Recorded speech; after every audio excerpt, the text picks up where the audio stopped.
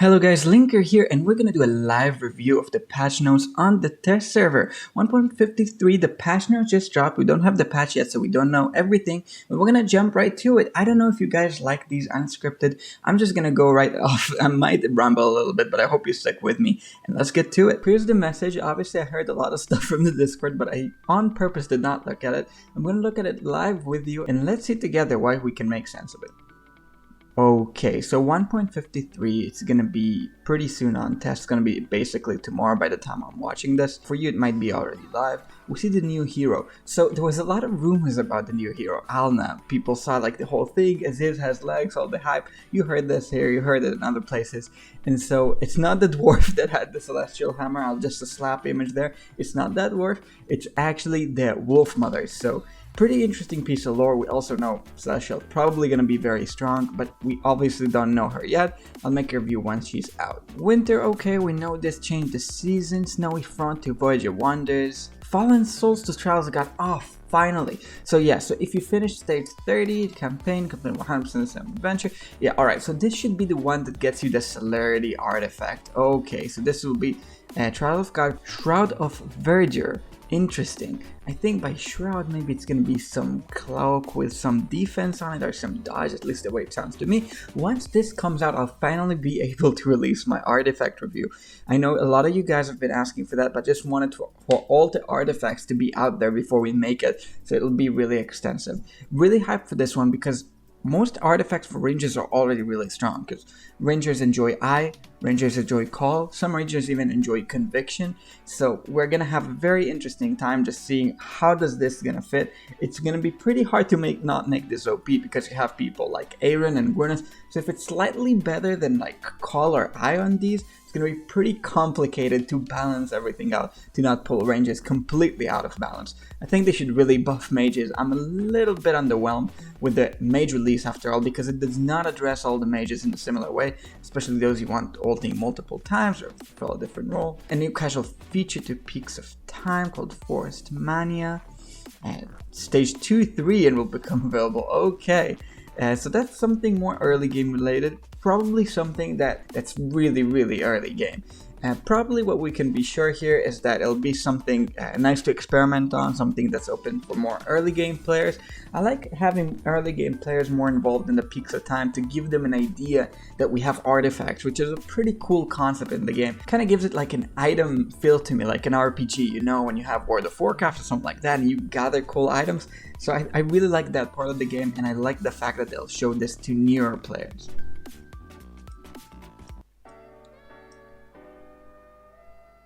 Added 4 new gear slots to the guild store. That's good. I mean, there's not much right now in the guild store except the stones late game. Gear with factional bonus attributes will become available after completing chapter 23. Oh my goodness, that is big, because I know a lot of people farm the gear for every little bonus and they really struggle with it and they have a hard time, especially with factionless gear. Okay, so this is gonna be the one place where you can acquire it. That's really big. So obviously that's gonna push people to really max out the Soren and Riz, because right now it's gonna be impactful. I don't know how much these will cost, and their price will be reduced further. Oh my goodness, as I read this with you, oh wow, so this will really help players. So there has been rumors of data mined like base patches for tier 3 mythic gear and tier 4 mythic gear. I don't know where that is going really, because right now if you're in a really end game, gear doesn't do much except the flat stats like the haste, the scaling on it, like the attack is just like near, it's like 0.5% if you're at chapter 34, 35, so it's really irrelevant. This is a good foundation for it, finally allowing players to manage their gear better. I wonder if they're gonna do anything with factionless gear though.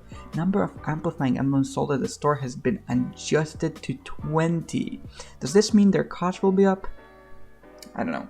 I mean, I think it's a good change, because if all you want is really amplifying emblems, you probably want them to be sold in bulks. This is pretty good though. This is pretty good because it'll allow you to acquire them faster even if you do store resets, but it will push it a little bit pricey if it's gonna be at the same cost. It's gonna be like, amplifying emblems are the gold ones, if I remember right. Primordial is the silver, and the red chest is something else. So amplifying is gonna be the gold one, and now they're 20. So this means that if you can acquire 30 silver ones every day from the store, you can acquire 20 golden ones, and I don't know at what price. If it's at high price like 14k gold, 14 million gold, it might be a little difficult. But it depends on the players. Some players are stacked on gold. I think this is mostly a very positive change. And now red chests are going to be the 10. So the red chests are going to be the one that's harder to obtain. Players can probably manage to level themselves faster, especially if they do store resets, and especially if they save the gold for this. And gold, as you know, is one resource that you have a lot of control over, unlike dust, for example. Oh, so originally this was meant so that you can use this only for one hero, and they kind of... I didn't know that. I didn't know they said like you could purchase this at 85% discount only for that. Okay, that's actually pretty annoying to know that they had that in mind. I don't know if you guys knew this, but if essentially what I understand from this, the way I unpack this, is that using this in the past used to affect the discounts of near dimensional hero crossovers. So if you bought this, in the future you couldn't use this again. And now just like if you have promotions, the first character will enjoy 85% discount. The one part I don't like about it is that if they do first character, this might incentivize them to have many, and as you know, exchanging for many characters at the same time is really heavy, especially on the FTP players.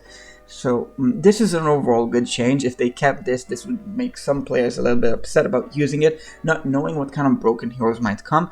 Obviously, Ainz and Albedo are a really good place, I feel, even with the Prince of Persia, as far as we know. It's probably going to be a good thing to do overall. So good change, but I don't want them to release, like come up with like 5-dimensional heroes, 150 days to save for them, especially the way things currently are. I don't want this to become a hoarding game. Like I had a talk with AFKArena the other day about idle heroes and how you have to hoard for a year where you exchange for stuff. I don't want this to become that, so we'll see how they manage it, but overall good change. Hero adjustments. Now I hope they're not gonna say everything. Look at the hero page. Thane. Oh my god, I picked the right thing here. Like, I don't know if you guys see this, I have Thane here. Obviously, you can see it. Thane fixed an exclusive furniture ability, Swift Death, which was failing to correctly raise the final number of attack deals by ultimate ability Eviscerate. So in the past, used to be like 15 attacks, I think, if all the bonuses apply and he keeps doing the crits. The idea is that he keeps slapping around and being invincible. That's his ultimate strong point and the weak point, because when he's invincible, enemies don't target him. But then again, like, you could do a bunch of creative stuff with that. You could do like Thane Flora Obscene, and Goody does Thane Dimensionals.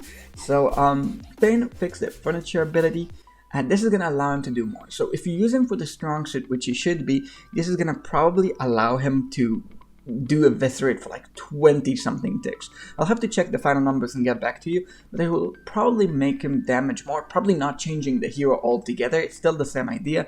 Weaknesses are still the same weaknesses. Overall, very good change. I think it's like a pretty good buff for him. Not gonna change that much. Nero. Nero is a legendary hero, and that's it. What's that? Well, that's, I mean, just by seeing the fact that they changed Nero and not even reading any further, this is going to impact campaign mostly. Maybe lab too, because Nero, I mean, he's relevant until the 160s a little bit, but he never was this most viable hero for you to use, especially if you're behind. I don't think Nero PvP sets were ever such a big thing, so this is going to be nerfing campaign. Optimize the visual effects of animation, while also increasing his character model resolution. Ability animation for Nero have been also slightly sped up. Now this is impactful because it interacts with cooldown, so you can just launch the animation going to cooldown faster, also less time for your characters to live while it does the big scythe thing. The effects of the ability Soul Reaper, so this is the old. Now it takes slightly longer to occur once a character in the battlefield dies. Okay, so Soul Reaper is the ult, if I recall right, it heals him. I'll check after this, if not I'll just cut this and like I'll probably put this up here, but interesting. So you have more time to burst them down. Okay, so this is going to make it easier, especially on early game players. On late game, you probably have your Aaron, your Soros, your other kind of heroes that can usually handle this guy, even at high deficits. Well, that's pretty interesting. Damage to the ability Death Call has been reduced to 50 down to 220. Damage to the ability Life Leech has been reduced from 1,120 down to 80 to 1,000 for each respective skill level. That makes sense. So the scaling on this thing has been reduced. The thing is that the more you level Nero, the more damage it does with the Life Leech. And this is pretty interesting because we don't see Lilith nerfing many heroes, and I think the reason is, like, that's the consensus we have, is because if players spend money on a hero and they like really like him and you nerf him, then the player's really upset. And I get how this is an issue. This is a very interesting way to take one thing that really upsets players, especially in the mid game, because I don't know, if you're using Daemon carry, if you use Gwyneth, you hate to see this guy. He often just scythes your Gwyneth away, just targets him right away. It's really annoying to face him. I definitely see that. I definitely say that. And I like how they actually took down a hero that in campaign is pretty annoying to handle because the way he scales from ahead. And they did nerf him. They nerfed his scaling a little bit. This is a very conservative nerf. I think it's a very good nerf because he's still going to be doing a lot of damage. He's still going to keep the fact that he heals, but he won't be able to do those 1v1s where he keeps on sustaining basically virtually forever. And this is going to be mostly nerfed to campaign side and not the player side that faces it, because Nero is not the most popular even among legendary heroes. Like if this was an Arden nerf, this would probably impact most mid-game players. But nerfing Nero, I think, is a pretty safe way to go, especially with how many strong Graveborns you already have to choose from. Okay, so what I think about this as a whole. We'll have to wait for the hero release. We don't know what's going to happen with the hero release, but very interesting. Very interesting. I know for a fact that most Celestial heroes released really shaped up the meta. I'm thinking about Zafriel, Orthos, this kind of stuff. If it's going to be anything like that, it's going to be really, really cool. She also might have the Wolf Summon animal, and summoning heroes are pretty cool as well.